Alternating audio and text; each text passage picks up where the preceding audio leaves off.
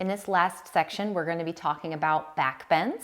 These back bends are quite advanced in the sense that they ask for or assume large ranges of motion, particularly extension in your spine.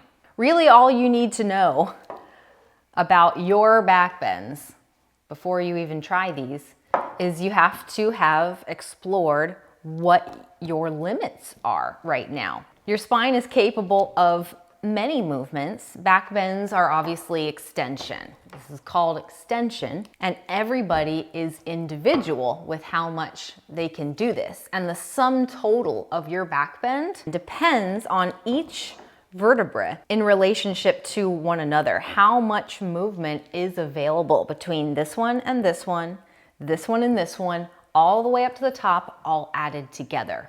That's going to be your ultimate back bend, and that's what the shape of your deepest back bend is going to look like everywhere. Typically, the lumbar spine down here, the lower back area, and the cervical spine or the neck can extend more than the middle part of the back. So when you see pictures of people in these deep back bends, you should look at the shape of their spine. And of course, it's going to be individual and variable, but the pattern is going to be that they're going to be getting most of the bend from a couple of places. And the thoracic spine, the parts that aren't this and this, is going to look probably flat. When the upper part of your back is in full extension, it becomes a straight line, more or less. So let's pretend that this part of the skeletal model is coming into cobra pose, a belly back bend, which is a great simple place for you to start to explore your current range of motion. And you could come down onto the floor and do this and explore, all right, well, when you come up, what do you feel? What do you feel here? That's the question. Not what does it look like? How does it feel? When you come up as high as you can, eventually you're going to slow down and stop, and you're going to feel compression. So when he comes up into his highest cobra, pushing down with his hands, he's going to start to feel where the most compression is, where he's being stopped. And it feels like a pinching. It feels like not quite painful. It can be, but it feels just like a pinching in the back of the body, in the actual spine itself. He would feel the compression perhaps down here. It just depends on where it's occurring the most. And then he would know that he was done, that this is what his deepest back bend is gonna be, right? Like, I can't ask him to bend back anymore because these plastic bones are hitting each other, and that's what it is. So when he comes into a wheel, of course, that's other joint movements too. When he comes into a wheel pose, that's what it's gonna be. That's what his spine is working with.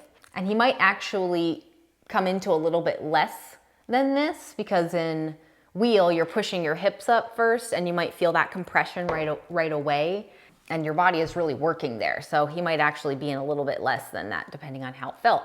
But this is what it's gonna be. In bow pose too, when he's in bow, of course, in bow pose, your legs are up in some extension and you're reaching back, but this is what it's going to be. So you've got to use these more simple places first to explore your back more safely. So again, everybody's spines are individual. Everybody's spinous processes are individual. Of course, we're all, created with a certain model, but nobody looks exactly like this guy does even. And we all have different amounts of space in between our spinous processes, these parts where I'm sticking my fingers in. The space could be bigger, the space could be less. Obviously, if you have more empty space here, you can go back a lot further. Someone with bigger spinous processes, with less space in between them, they might be able to come up like this much, and then they already feel the compression there. And this is what their back bend, their ultimate back bend would look like. This, exactly this. Even when they tried to come up into wheel, they won't be able to go like this, because that's more bony movement than they might have. So they might have to come into a wheel, for example, that doesn't look like the way maybe they think it should look, where they're really, really walking up close to their feet. They might have to take a wider wheel where they walk their feet away from their face so that they can have this more gradual back bend. It's their full back bend for them. So we have to honor that, or they have to honor that in their wheel pose. It's got to be their wheel. You would also know that you were at compression in that cobra position if you were trying to push up higher with like straight arms. If you couldn't get that just from your back and your hip bones started to lift up off of the floor, right? So when he's at full compression here, I mean, he could probably be in high cobra because he doesn't have a lot of restrictions. He's just a flexible plastic skeleton. But let's just pretend he could only come up this far. Well, if he wants to come up into straight cobra and straighten his arms, his ilium is gonna have to come up off of the floor. Because when your bones are hitting each other, it's like your body acts as just one big bone all the way to that point. And so it's gonna take the hips up with it to get that movement, not to attempt to get it, to actually get it. Because if I'm trying to go from here to here, and I just literally cannot do that, my body's gonna have to get that somewhere else. So it's gonna try to get it from my hip extension, which is what that is.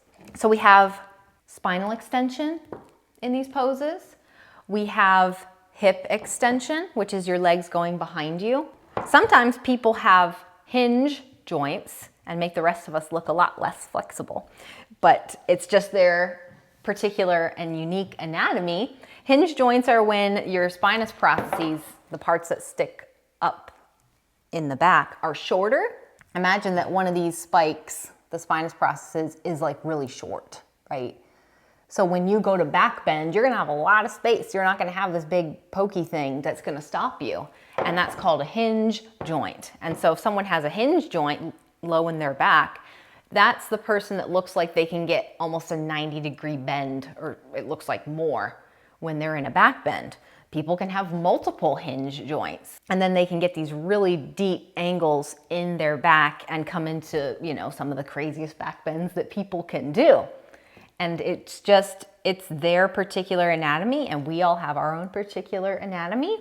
And then of course, some of these back bends incorporate other body movements as well. In dancer and in king pigeon pose, we've got arm flexion and we've got this reaching back for the foot idea.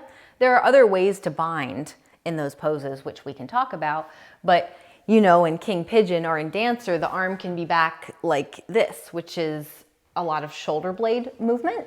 So in the back bend class, there was a lot of shoulder blade opening, because that's a big movement for you to have to do, especially if you're gonna reach back for your foot first and maybe not grab a strap, and you're gonna try to get your elbow up. We have to open our shoulders.